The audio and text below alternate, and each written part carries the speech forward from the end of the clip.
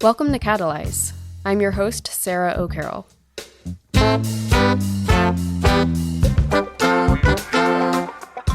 Today's guest is Taylor Sharp from the Class of 16. Taylor is a director and producer based in Brooklyn. The alumnus co-founded the independent production company Blue Cup Productions with Holland Randolph Gallagher, a writer and director. Their work specializes in intimate documentary and narrative projects. On this episode, Taylor shares other memories from Carolina, how conversations at He's Not Here led to the founding of Blue Cup Productions, his work with Shaquille O'Neal and the NBA G League, and more. I spoke with Taylor at a cafe in Brooklyn, a day after the 2023 regional event for New York City alumni and scholars. Taylor, thank you so much for speaking with Catalyze tonight. Oh, it's so great to be on. Thanks for coming out to Brooklyn. Yes, we should mention we're sitting at a cafe here in your neighborhood, and I wanted to ask when you first moved here and how it's been for you so far. So I moved in October of 2021, so I'm coming up on 2 years. It's been really wonderful. I've had a lot of experience with New York. I spent my third summer, Morehead summer here, working at the NBA. I was living in Spanish Harlem that time. I have two older brothers, both of whom have spent a lot of time here. My oldest brother has now been here since he graduated from Carolina 14 years ago. And my middle brother, Jacob, was here for like 5 years before he moved to LA. So New York has always felt familiar to me. And I've come here many times for projects and meetings and seeing my brothers. But I came here this time, moved up with my production partner for no specific reason other than we both were flirting with the idea of moving to LA or New York at some point. We'd really loved our years in Durham and all of my years in North Carolina prior to, but it just felt like a nice time when we had some new projects coming up in our slate to be surrounded by a new creative community and to have a chapter here. And for me, there's no defined end to that chapter. I'm here, and it's really nice to have North Carolina waiting on me should I ever want to go back. How would you describe the kinds of communities that there are doing similar things like you? I was fortunate in that I feel like I had a lot of good connections to the music and comedy and film communities, in some ways through my brothers and also through people who I had worked with or had meetings with in the past. So when I came up with my production partner, we were interested in being around that. It's nice just to be around other people who are performers or pursuing a creative path full time. And so many of our friends here are that way. So that's been really nice just to kind of almost every night there's someone's show to go to or some screening of a film. And oftentimes there's a personal connection there. So that's just been really wonderful energy to be, surrounded by and supported by. But really it was just us like wanting a new chapter for ourselves and for the projects we're working on and the company. I mean, we've even just in our neighborhood at a cafe like this, we'll sometimes like run into a conversation with someone who's talking about a festival or a script they're working on. And we've pretty naturally made some filmmaking buddies just right here in this neighborhood. But it just felt like the time to give New York a try. And you're the founder of Blue Cup Productions. I was curious if that has any roots to He's Not Here and their Blue Cups. Oh, most certainly it does. Yeah. Yeah, a perfect audience for this backstory. It doesn't always get told like in a meeting with a Netflix or the NBA, like what the story is there. So my production partner who I mentioned, Holland Randolph Gallagher, he was my year at UNC, and we knew each other through an entrepreneurship minor class and pickup basketball and having some buddies in kind of a similar creative circle, but we didn't know each other well. And it was only after school when I had independently put out the first documentary of mine, and he was working on a web series that he had written and was going to direct in Durham, when he reached out. I was like, hey, we're two people from UNC who knew each other, who are now doing film-related things. Let's talk about that. And we met up at He's Not. And a couple Blue Cups later, we had a lot of similar ideas, and that's where really our creative partnership and friendship was really forged. I think it was really just when we made our first short film and we needed to create an LLC for production insurance and renting equipment and the payroll company we were using to, pay our crew and stuff, that we needed to formalize things. But the notion behind it, I suppose, was something to do with like, there are so many possibilities for collaborators all around you. If you have an idea, there are people around you who might want to embark on that with you. And all it took was a couple blue cups for us to realize that. So we felt paying homage to He's Not was in a subtle, maybe not so subtle way for a UNC person, felt fitting. And I think that kind of goes into your whole style, which is on intimate documentaries and narrative storytelling. And so it feels like you're up close and getting the humanity of the conversation. If you could clone yourself, or just to say have infinite time and resources, what are a few projects that you would love to take on right now? Oh gosh, that's a good one. I think I wouldn't take on any more as much as I would just be able to devote more of myself to finish the ones we're currently working on. And some of those just take time because the stories are still unfolding, or the emotional or the creative fabric is like still being sewn somehow to where even if I had more time, I don't know if it would service it to finish it right away. So I think there's a healthy amount of patience that's gone into them because it serves the project. But we've been working on a few, one in basketball, one in rap, and one a very personal story about grief related to my mom and my family that incorporates my brothers. Those are 3 independent projects that we've just worked on as our company and for the past few years, and we'll probably wrap up in the next year. I think this summer is an opportunity to sink our teeth back into those a little bit, because this past fall to spring and upcoming in this next fall to spring, we have a lot of projects ongoing with the NBA G League. So I kind of view this summer as a time to recalibrate and to focus on some of those personal projects as we prepare for the slate of documentaries that we'll be doing for the NBA in this upcoming season. So that's kind of our balance, is navigating the projects that we have put on our plate personally versus the ones that we've taken on in partnership with other people. And naturally, the latter requires a certain timeline, and the former is more on our terms. And how did the partnership come about with the NBA G League? And is it true that you have Shaquille O'Neal's phone number?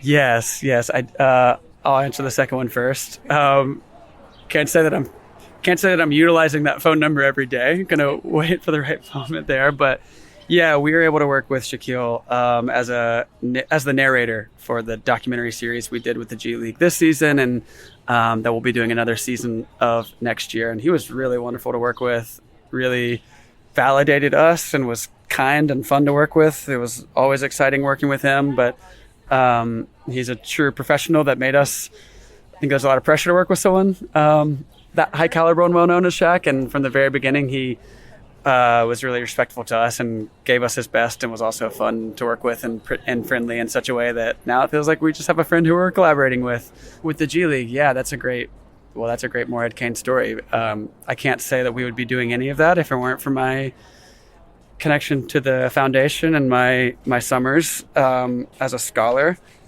I spent all 3 of my summers during college in different sides of the basketball world, and particularly the last 2 had very specific alumni influences, because I had worked for Jim Tanner at a Tandem, and in the sports agency capacity my sophomore summer, and then junior summer I worked for Malcolm Turner when he had come on as president of the NBA Developmental League, which is now the G League. So I have been involved with the G League since that summer of 2015 when I was here the first time. And looking around the G League, there aren't all that many people who have been around for those 8 years. There are some people I've known who have worked full-time for the G League since then, who have really been long stays there. But so many of the people who are there now that I'm working with are talking to me and asking me questions about when I was first there with Malcolm. So there's a huge credit to Malcolm for hiring me as a project employee while I was still in school to work with him for the summer. And even in my senior year, he hired me back to work at All-Star and to work other events. So my journey at the NBA got started because of Malcolm and because of the Morehead-Cain. And can you share about the documentary that involved following 3 players who had very different prospects and stories and backgrounds, and how you selected them, and just what it was like to follow along journeys that you didn't know how they would end?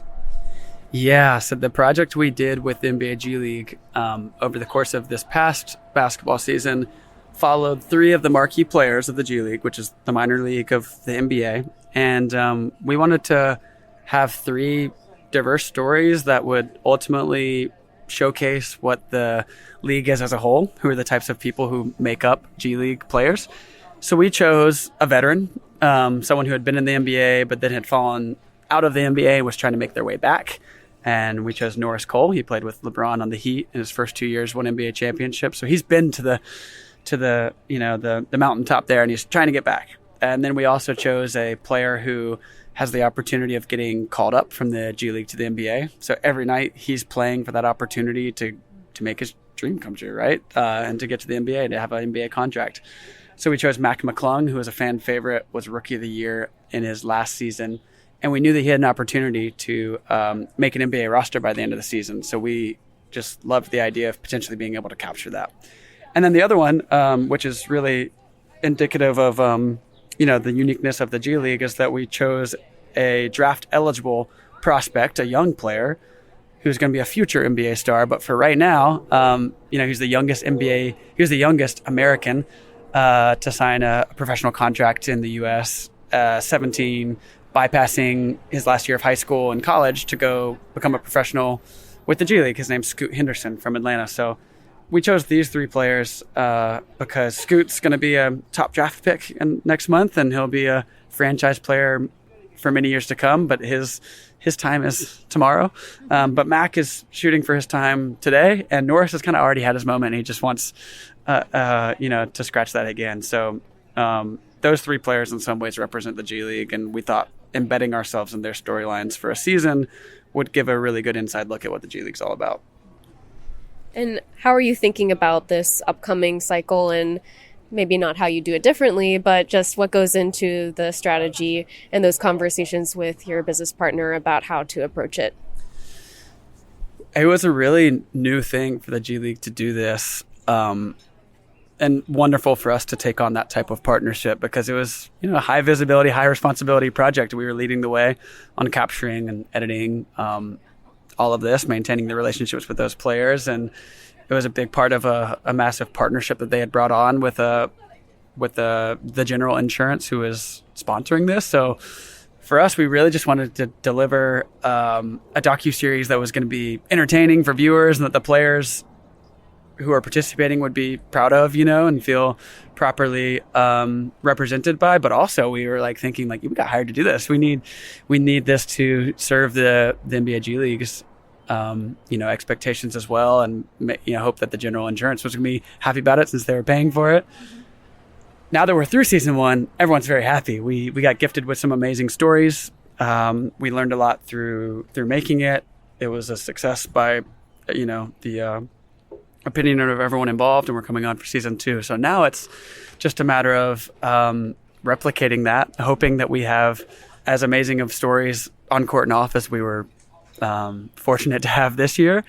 And I think for us now, we have a level of confidence of, all right, we were navigating through some murky waters of how to do this in season 1, but now we're confident in being able to do that. And I think that will allow us the creative flexibility to push ourselves even further, to try some things that we didn't last year. So we're excited not only to replicate, but hopefully to make it even more compelling storytelling in season 2. It seems very innovative of the G League to even think about narrative storytelling and doing this kind of content. And so I'm wondering if other similar types of leagues will do that as well, which might be, a complement to the sort of playbook that you're demonstrating to them. Yeah, I hope so. I'm really happy that they were willing to see the value in documenting the story of the players in their league. They are creating a time capsule for themselves as a league and all of the amazing stories that are contained within it. The G League's grown so much, flipping it back to Malcolm Turner, there were, I think, 12 or 13 teams in the G League when he was hired in 2015. Now there are 30. And that was a big credit to his growth strategy for how this league could become a much bigger thing than it was. And I think there are just such amazing stories that have happened in the time that, he was hired since I've been involved now. And it's important to document those, because when we flash forward a little bit, some of these players who we're documenting now are big NBA stars. It's important for the G League to be able to have those moments when they were G Leaguers captured. So for me, as someone who's been involved in the G League for a while, there's a lot of pride in showcasing the special stuff that's happening there. And I think on their end, it's really important for them to be able to kind of show what they've been doing this whole time.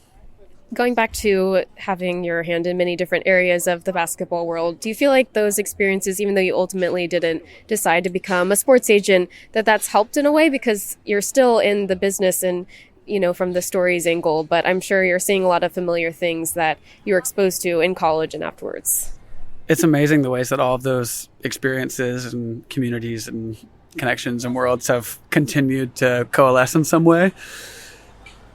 I work with agents all the time, in that when I am doing something with the G League or I'm doing something independently, whatever it may be, when we're working with a player, oftentimes I'm communicating with the agent at some point. And it's nice for me to have that perspective of what that relationship is like. It's nice that, I have some level of fluency in what a player experience is like, what someone out of league's experience is like, what an agent's experience is like, so that when I'm partnering with these people on telling someone's story, I can make it as easy as possible for them to understand what they need to, so that we can all really feel like we're collaborating together in, deciding what access that I then get to be able to capture someone's story. So yeah, it's been really helpful, I think, for me, in that I think whenever you're familiar with the territory you're navigating, it's just a little bit easier to move forward. So I think, as opposed to me being an outsider to the basketball world, having had a lot of experience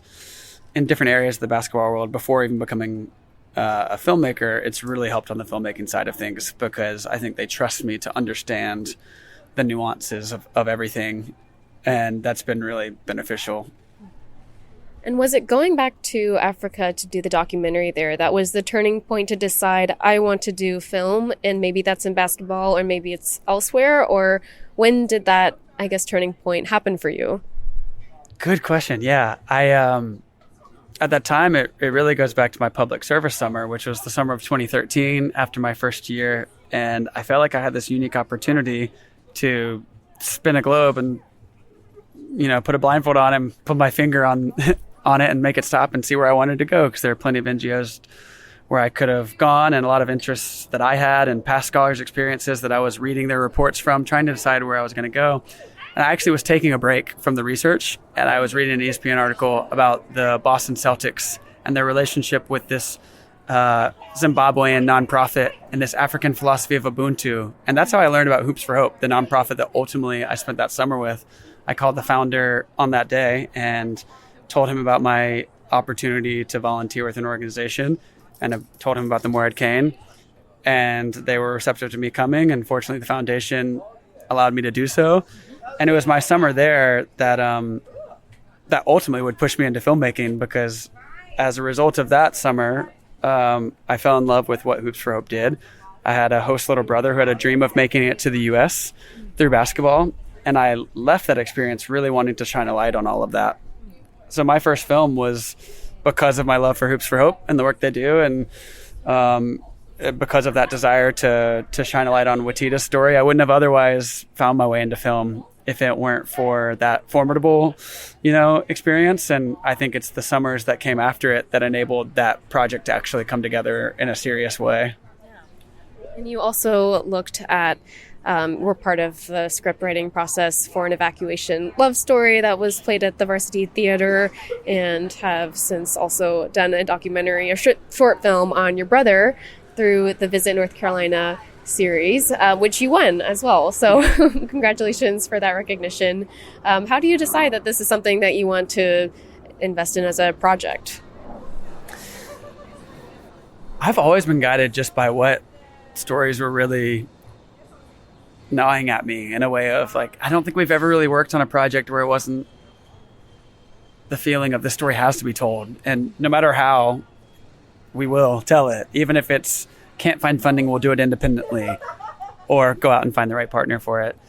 So those in particular, like the first one, that Camilla Keep Your Word, the first narrative film I'd worked on, a short film that I worked on with Holland, was a personal experience for him. As someone whose family evacuated Hurricane Katrina, that's how he made his way to North Carolina. So that was my first time getting into scripted work. And we're doing a lot of development on that side now. So I'm really fortunate that Holland came into my world, because it broadened my horizons beyond documentary work and into the idea of working on scripted stuff. And I think there's a very full chapter of that to come for us. And then, the short film that we did on my brother Jacob was really fun, because that's a story I know so well, and a story that I have so much care for and a heart for. And fortunately, Visit North Carolina Tourism commissioned some filmmakers to do short films set in North Carolina. So they came to me and I got to pitch them on doing a film about my brother. And fortunately, they funded it. And fortunately, with the help of so many in the Carolina community, we were able to win that contest as well. So every project feels somehow very different, yet ultimately connected, because so many of them are projects that we're pretty passionate about. And it feels a lot less like work and a lot more like just like needing to tell the story.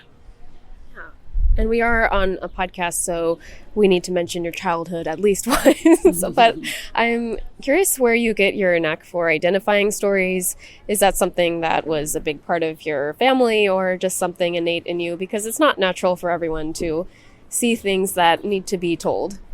I am the youngest brother of three brothers who all went to Carolina. Go Heels. I'd like to say that I was actually the biggest Carolina fan of the three, and in fact, the older two were looking into other schools, and the younger brother, who was just obsessed with Carolina, was like, "Well, if you want me to visit you, it should be Chapel Hill." And thank God the two of them went, because I was really young, and like my middle school and high school years were visiting my brothers. So I felt like my Carolina experience started much earlier than most people's Carolina experience did. But growing up in our house, it was always a creative home. We were taking piano lessons, and my brothers especially were really into music from an early age. My oldest brother and I would make home videos replicating James Bond and Indiana Jones movies. So always we were the three of us playing, and oftentimes that was musical or somehow storytelling related. Sports took on a big part of my life as I got older, but growing up we did have a lot of creativity in the house, and I think that's a testament to our parents for allowing for that imagination. And then after Carolina, when we decided to pursue these creative paths professionally, them not recommending we not. I think there are a lot of parents who would suggest maybe you shouldn't be a comedian or a musician or a documentary filmmaker. These paths they don't exactly guarantee a great income.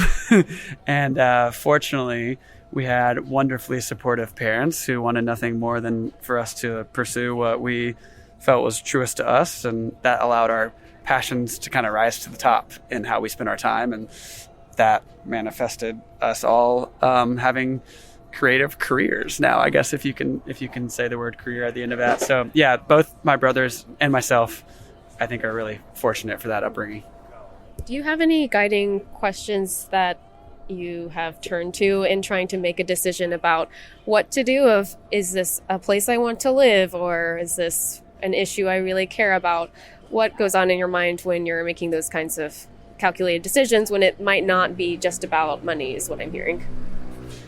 It's been a challenge for me at times to know where to put my energy, because I've had so many different projects, some that we haven't even spoken about that I would never want to give up. So when deciding on the next thing, I always have to consider all of the other things that I'm already doing. But I think it's also been helpful, because it's really made me be incredibly intentional about what I decide to do, because there are already a lot of important things in play. There are already a lot of balls that I'm juggling that I would not want to drop or put down. And I think that's been a helpful guiding force, because it's really forced me to not take on a project unless it had a really good reason for being there. It's the give and the take there, I suppose. I feel like I haven't, even since high school, had a blank slate to decide, like, what will I put there? But rather, it's been I've had this wonderful tapestry of these things I care about that I think have given me a barometer for deciding what would enter that equation. So generally, when I embark on a new project or a new idea, there's a really good reason that it's there. So I just trust my intuition in that way and try the things that feel important to try and see where they lead. So I wanted to ask any final advice you might have for scholars who are interested in getting into film, or about changing from you're doing the basketball thing, might be a sports agent, but deciding to follow this other concurrent interest in film? I think just give yourself the opportunity to pursue these new fascinations that you have. For me, my experience as a scholar really validated my multidisciplinary approach to things. I think my entire college career was very interdisciplinary, but that was aided in a serious way by the variety of experiences that I was supported to do by the foundation, right? And I don't think that necessarily has to stop as you leave Carolina. I think the idea that you can always be evolving and that you can be mindful of that, and that you can surround yourself with the things that most make sense with that evolution is totally okay. And it's the perfect time to do that is when you're a college student, but a pretty great time to do it is in the years after as well. So that would maybe be some of my advice, is just allow yourself that opportunity to check in with yourself and pursue the next idea if that's the most important idea to you now. Thank you. And thank you as well for all of the calls you've taken from current scholars who are trying to explore these very questions of what they want to get into, as well as being a class ambassador and helping us out for Day of Giving and rallying up your classmates. Why do you get involved in those ways? And what might you say to another classmate who would be interested in getting engaged in some way with the foundation? I'm always happy to chat with someone who's a part of the network. I mean, I feel like, and more broadly, anyone who's interested in film or basketball or nonprofit work, whatever it may be, I feel like so many things in my own projects were made possible by something I learned from someone else or some connection that someone else made for me. So I feel indebted in many ways to the people who answered my emails or were willing to get on a call with me or take a coffee meeting. And so anytime that anyone else wants to do that with me, who am I to say no? So I'm really appreciative of the interest that any scholar has and talking to me, and very willing to do so. And I'm hopeful that they are willing to look around the network that they're a part of and be willing to intentionally reach out to those who are especially fitting for them to do so, and that later on in life they'll do the same, because it's a special treat, I feel like, to be able to remain connected to a community that was really beneficial in creating the world that I kind of have around me now. Well, we really appreciate it. Is there anything else you would like to share about what people can expect to see from Taylor Sharp or Blue Cup Productions in the coming months, or anything else you'd like to share about your projects? Well, I'll say I'll thank anyone who was voting for that film contest you mentioned earlier, because I would certainly need to apologize if we didn't win after all your efforts. And it's a fun thing that I don't even know the projects that I'll be wanting to point people towards a year from now. There are a lot of things that are in the works that will come out when they're ready. And for now, I'm just appreciative of all the support that the UNC and Morehead-Cain community has given me. So thanks for listening. Taylor, thank you so much. Thank you.